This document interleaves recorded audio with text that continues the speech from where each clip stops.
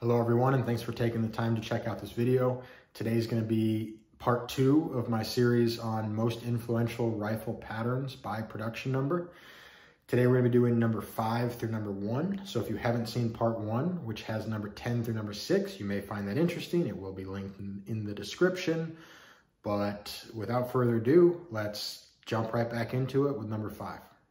So number 5 is going to be the British Lee-Enfield with approximately 16 to 17 million units produced. The Lee-Enfield is a first-generation smokeless powder manually operated battle rifle born out of the 1890s, that boom of innovation which I alluded to while discussing the Japanese Arisaka rifle. Adopted in 1895, the Lee-Enfield replaced the Lee Metford rifle, which is a mechanically similar design which just so happened to be developed on the wrong side of the smokeless powder revolution. The name of the pattern refers to its designer, British-Canadian engineer James Paris Lee, as well as to the Royal Small Arms Factory in the Enfield borough of North London. Like the Japanese Arisaka, the British Lee-Enfield tells the story of an empire, but this is about where the similarities end. While the Japanese Empire burned like phosphorus, which is to say that it was as violent and brilliant as it was brief, the British Empire of the 20th century smoldered like a tremendous bed of coals, a vestige of a vast bonfire which had been lit for centuries. It was once said that the sun never set on the British Empire, and as the empire evolved into the Commonwealth, it could never be claimed that a Lee-Enfield bayonet was not somewhere glimmering in the sunlight. It was the primary weapon for British, Canadian, Anzac, and Indian forces through both world wars. It saw extensive use in the Irish War for Independence, the Irish Civil War and the Troubles, the Arab-Israeli War of 1948, the Soviet-Afghan War, the Nepali Civil War, and even the U.S.-Afghan War, among many other conflicts. At least 40 distinct variants of the Lee-Enfield exist, the most prominent of which are the number 1 SMLE, or short magazine Lee-Enfield, and the number 4, which is what you see here. Lee-Enfield patterns were manufactured in at least 6 countries and used at one time or another by at least 90. The Lee-Enfield is chambered in the rimmed .303 British cartridge and compares favorably to its contemporaries due to its relatively high-capacity detachable box magazine and its glassy, smooth, and fast cycling action. No manually operated weapon will ever compare to an autoloader, but if ever there was one that came close, it would likely have been the Lee-Enfield. To this day, wherever in the world you find people taking breaks in the middle of the day to drink black tea, it's pretty safe to assume that a Lee-Enfield is not too far away. Number 4 on our list is a weapon which I will make no attempt to conceal my favorable bias towards. It's a weapon I've personally dragged through mud, sand, concrete, and dirt. It's a weapon I've done everything with, from eating and sleeping to strategically falling out of a high-performance aircraft in flight. It is a weapon I know more intimately than any other, and it just so happens to be the most popular and most notorious rifle in the United States, the Armalite Rifle 15 or AR-15. Total production numbers are uncertain for the AR-15 and its derivatives, due in no small part to the unknown millions which have been manufactured for and by the U.S. civilian population. I personally believe a reasonable estimate would be 25 million plus or minus 5 million, but I'm really speculating here. In the American socio-political sphere, the AR has enormous prominence, albeit more symbolic than literal. It has come to represent everything that is loved and despised about America, usually depending, unfortunately, on who you vote for. It can be freedom, patriotic service, and tradition, or it can be hatred, division, and intimidation. It's on the news, it's on our minds, and like it or not, it's safe to assume it's in your neighbors' homes. But how did it get there? In the late 1950s, the U.S. military was seeking to replace the venerable M1 Garand. By the end of the Korean War, the greatest generation's legendary rifle was showing its age. As demand increased for next-generation weapon systems, ambitious arms designers began to push the envelope in hopes of securing the goldmine of capital which comes with a U.S. military contract. One such designer was former Marine and aviation engineer named Eugene Stoner of the Armalite Company, whose novel idea was to apply aeronautic breakthroughs in material science to the world of small arms, specifically by using aluminum alloys and polymer resins to reduce weapon weight without compromising strength. Stoner and Armalite's endeavors resulted in the Armalite Rifle 10, an ultra-lightweight internal piston/direct impingement-driven select-fire battle rifle, which offered roughly equivalent ballistic capabilities to the M1 Garand, but with a 2-inch reduction in overall length, detachable 20-round magazines, and a staggering 25% weight reduction. To make a very long and convoluted story much shorter, Eugene Stoner and a man named Jim Sullivan scaled down the AR-10 to run on an intermediate rifle cartridge, settling specifically on the unconventionally diminutive .223 Remington cartridge. The .223 prioritizes velocity over mass, maximizing kinetic energy potential, flattening ballistic trajectory, and resulting in highly lethal energy transfer and terminal performance against soft tissue. With this cartridge transition, the AR-15 was born. Demand for the new AR-15 rapidly outgrew the production capabilities of the Armalite company, and they sold the exclusive production rights to Colt. Through a painfully bureaucratic and hotly debated process, the U.S. military tweaked the AR-15, ultimately adopting it as the M16 rifle, now chambered in the Belgian 5.56 NATO cartridge. The M16 saw extensive use in the Vietnam War, and while a failure on the part of the U.S. military to provide troops with properly spec'd ammunition unfairly tarnished the M16's reputation for reliability, it generally performed well and ushered in a new era of lightweight, low-recoiling combat weapons. As the decades rolled on, the AR-15 proved itself to be highly adaptable and modular and was easily reconfigured to accept adjustable stocks, modern optical sighting systems, laser designators, and all the accoutrements of the modern warfighter.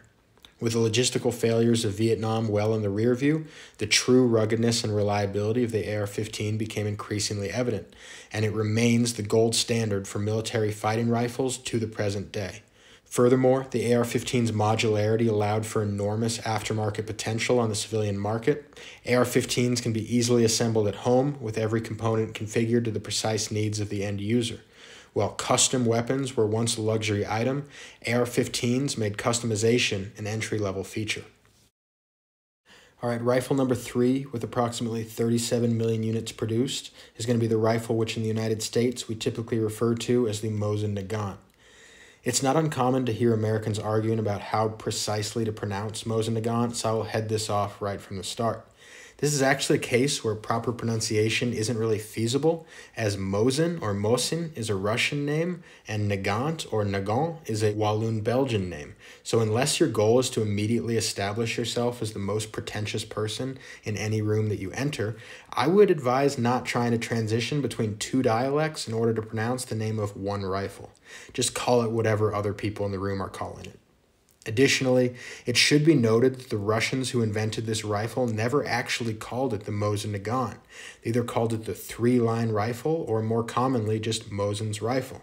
Despite an apparently successful PR campaign, Belgian engineer Lee-Enfield actually contributed very little to the design of Captain Sergei Mosin. Semantics aside, the Mosin is a manually operated first-generation smokeless powder battle rifle, which was adopted by the Russian Empire and placed in immediate competition with 1890s contemporaries, such as the Lee-Enfield. It was adopted in 1891 and chambered in the proprietary 7.62 by 54 mm rimmed cartridge, a round which was developed with direct assistance from the legendary Russian chemist and inventor of the periodic table of the elements, Dmitry Mendeleev. The 54R is distinguished today as being the longest-serving military cartridge, and despite being over 130 years old now, is still seeing frontline combat use as recently as the day I'm filming this video, as it is being used in specialized roles by both sides in the Russo-Ukrainian War. That's the cartridge, however, so let's get back on track and talk about the rifle itself. The thing which needs to be understood about the Mosin is that it is objectively not a great rifle. Its absence of merit is perhaps most eloquently conveyed in the famous apocryphal quote from the First World War, which goes something like, "The Germans fought with a hunting rifle, the Americans fought with a target rifle, the British fought with a battle rifle, and the Russians fought with a rifle." The Mosin is simple and unremarkable. Its accuracy is good enough for combat, but sometimes only barely. It's slower than its contemporaries to load and operate due to uninspired stripper clip feeding and a notoriously sticky action. Most Mosin-Nagants were built during the height of World War II, and as such were subject to minimal quality control standards. Some examples entered combat within days, hours, and occasionally even minutes of leaving the factory. And that segues us nicely into the story which the Mosin has to teach us, which unfortunately is among the most tragic in human history. The thing is, to understand why an unremarkable rifle like the Mosin achieves such greatness is to peer into the dark emptiness which drives industrial warfare. This is the rifle of Stalingrad and Kursk. This is the rifle of Vasily Zaitsev and Lyudmila Pavlenchenko. This is the rifle that the 322nd Rifle Division carried through the gates of Auschwitz and used to execute the remaining crematorium attendants. This is the rifle that Zhukov's 1st Belarusian Front used to clear the final pockets of adolescent Volkssturm from the suburbs of Berlin, shooting Panzerfaust-wielding children, fighters, sometimes so young that they were actually born under Hitler's regime. This rifle, alongside tens of millions of Russian corpses, is the reason that the 1,000-year Reich ended 988 years ahead of schedule. The Mosin-Nagant is a physical allegory for the war that defined it. It's ugly. It was pretty much the worst of all available choices, and it will always be glamorized and justified by idiots. It brought no prestige, no glory, only suffering and death. The Mosin-Nagant is not a weapon of liberators or heroes. It is not a weapon of dictators or villains. It is not a good weapon. It is not a bad weapon. It is a disposable weapon intended for use by disposable human beings. Once that threshold has been crossed and all shreds of hope for happiness, peace, or survival have been extinguished and replaced with the cold reality of total war, the success of the Mosin-Nagant begins to make a whole lot more sense. As we move on to number 2 on our list, we enter truly legendary territory. Few designers in history have so indelibly marked our world as did 2 German brothers, and indeed they elevated their family name such that it rivals those of 19th century industrialists in any field. Peter Paul and Wilhelm Mauser developed the most successful and enduring manually operated rifle of all time, the Mauser rifle. While total production numbers are hotly debated, I personally defer to the N.R. Jensen Jones figure of approximately 102 million units produced, with steady production continuing to this day. Knowing now where our story ends, it should come as no surprise that the Mauser brothers devoted their lives to the pursuit of the perfect rifle. Paul Mauser began gunsmithing as a military conscript in 1859 and ended up sacrificing more than a half a century of his life and his left eye to this trade. The first Mauser design to see success was the model of 1871, a single-shot bolt-action black powder rifle, which was later updated to feed from a tubular magazine. The 1871 and its derivatives saw adoption by the German Empire, as well as 15 other nations, and saw combat use as late as World War II. Wilhelm died in 1882, just 2 years before the advent of smokeless powder. Undeterred, Paul Mauser entered the fray of competition to create rifles optimized for this new technology. While his earliest smokeless designs were looked over by domestic German interests, Mauser found investors internationally, and it was not long before the Kingdom of Belgium established an arms factory in Herstal for the sole purpose of producing the Mauser pattern of 1889. That factory, by the way, was called Fabrique Nationale, or FN, and it remains to this day one of the largest arms manufacturers in the world and is the current contract holder for the most prestigious small arms contract on the planet, supplying line infantry weapons to all branches of the U.S. military. While economically unrelated to the modern Mauser business, FN is indeed just one of the many jewels in the crown of the Mauser brothers' enduring legacy. Paul did not rest with Belgium, however. As the fateful 1890s came to pass, he worked at a feverish pace. As cutting-edge rifles like the Lee-Enfield and Mosin-Nagant competed with each other for prominence, Paul Mauser competed only with himself, releasing distinctly improved Mauser models every other year or so for the duration of the decade. Many of these rifles have developed powerful reputations of their own, memorably outclassing their opposition on battlefields of high-profile conflicts. When Teddy Roosevelt and the Rough Riders crested San Juan Hill, they did so under withering fire from 1893 Mausers, a weapon which they readily admitted was superior to their own trapdoor Springfields and Krag Jorgensens. When Lee Metford and Martini Henry wielding Imperial soldiers first faced the Mauser pattern of 1895 in the hands of the Orange Free State in South Africa, they quickly realized that their adversaries were capable of far greater accuracy and range than they had thought possible. Even the Swedish Mauser of 1896, despite its relatively limited accolades in combat, I argue was one of the finest rifles ever designed. Yet all of these were merely a prelude to Mauser's final design, the model of 1898. The 98 Mauser is arguably the perfect bolt-action rifle, a balance of elegance, accuracy, ergonomics, and enormous strength. It dominated military service for half a century and remains the basis for many commercial hunting rifles and military sniper rifles to this day. Working the bolt of a Mauser rifle is one of the most universally shared experiences on this planet, which binds more people and more countries than it excludes. While to a certain degree, the Mauser 98 will always be associated with its most notorious incarnation, the Karabiner 98 Kurz or K98K, sometimes known as the backbone of Hitler's Wehrmacht, the sobering reality of the 98 Mauser's success is that the K98K represents a surprisingly small percentage of overall Mauser 98 production. While many of the rifles on this list were featured solely because they happened to be the main rifle for a belligerent nation during one or both world wars, the Mauser was so much bigger still. It did not simply dominate the manually operated rifle market, but rather it defined it, and that will probably never change.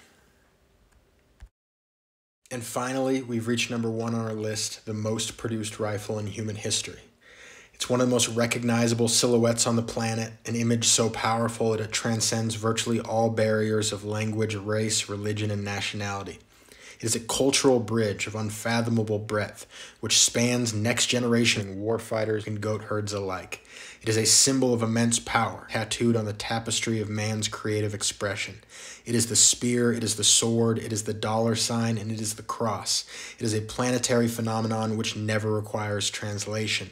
It is the AK, the Avtomat Kalashnikov, or just the Kalash. In some ways, it is impossible to tell the story of the Kalashnikov, as it has achieved a level of success such that it has merged into something far bigger than itself. Very simply put, where power is contested, the Kalashnikov inevitably appears. But let's hold the poetic interpretations for just a moment and go back to the concrete metrics which make this list meaningful.